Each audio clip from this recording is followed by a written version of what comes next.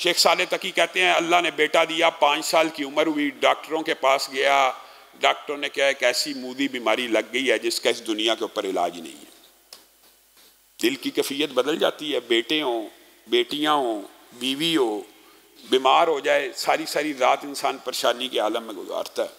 وہ اپنی کیفیات بیان کرتے ہیں، میری تو دنیا کے سامنے اندھیر ہو گیا، اور میں اللہ کی بارگاہ میں گڑ گڑا کے دعائیں کرنے لگا، لیکن بچہ تھا، اس کا بخار اتر نہیں رہا، اس کی بیماری دور نہیں ہو رہی، اور ڈاکٹر نے جواب دے دیا کہ ایسی مودی بیماری ہے کہ فلاں فلاں فلاں جگہ ایسے ہوگا، گویا ناممکن ہے اس کا علاج۔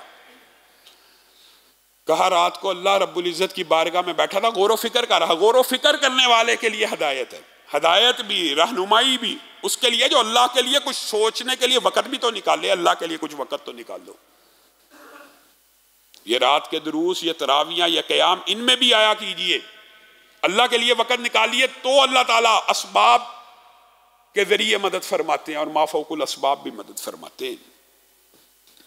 کہا میرے ذہن میں پریشانی کے عالم میں ہوں، ذہن میں ایک حدیث آ گئی، داؤ مرضاکم بالصدقہ، اپنے مریضوں کا علاج صدقے سے کرو۔ سبحان اللہ، یہ رسول اللہ کا قول ہے۔ رسول اللہ صلی اللہ علیہ وسلم نے یہ کیوں نہیں کہا اپنے مریضوں کا علاج دوائی سے کرو؟ کیونکہ دوائی سے آپ اور میں کر رہے ہیں، وہ تو پہلے ہی ہو رہا ہے۔ دم سے کرو، وہ تو پہلے ہی ہو رہا ہے۔ تو جب بیماری نہ دوائی سے دور ہو رہی ہو، نہ دم سے دور ہو رہی ہو، نہ علاج معالجے کے عصری طریقوں سے دور ہو رہی ہو، پھر اپنے مریضوں کا علاج صدقے سے کرو۔ صالح تقی کہتے ہیں بس جیسے ہی حدیث دماغ میں فٹ بیٹھی، میں نے کہا ابھی انفاق فی سبیل اللہ کروں گا۔ جیب میں پیسے رکھے، گھر کا دروازہ کھولا، باہر نکلا، کوئی فقیر نظر نہیں آیا، کوئی مانگنے والا نظر نہیں آیا۔ ڈھونڈ رہا ہوں، کوئی بندہ نہیں مل رہا۔ رات کا پہر ہے اور دل بے چین ہو رہا ہے، اور مجھے ایسے لگ رہا ہے جیسے میں اپنی منزل کی طرف پہنچ چکا ہوں۔ واپس آ رہا ہوں مایوس ہو کے گھر کی طرف، تو ایک بلی بیٹھی ہے جو میاؤں میاؤں کر رہی ہے، اور مجھے محسوس ہوا کہ اس کو بھوک لگی۔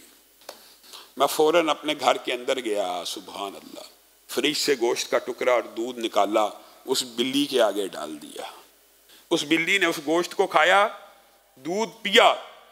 میرے دل میں کچھ تسلی آئی، اور میں نے سوچا کل صبح ہونے کے وقت اللہ میرے بیٹے کو صبح تک کی مہلت دے تو سب سے پہلے صدقہ کروں گا اور لوگوں میں انفاق فی سبیل اللہ کروں گا۔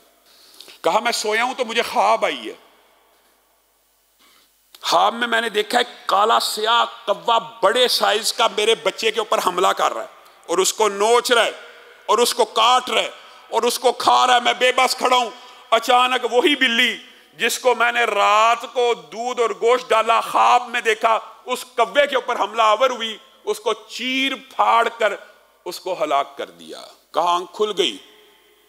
آنکھ کھلی، بیٹے کے پاس گیا، بخار اتر چکا، چند لمحوں میں بخار اتر چکا۔ صبح ڈاکٹر کو دکھایا، اس نے کہا بڑی بات ہے، بخار تو اتر گیا، ساری رپورٹیں دوبارہ کرائی جائیں۔ ایک رات کے اندر اندر رپورٹیں کرائی گئی، وہ مودی بیماری جس کا زمین کی پشت کے اوپر کوئی علاج نہیں تھا، ایک بلی کو دودھ پلانے کی وجہ سے ختم ہو چکی ہے۔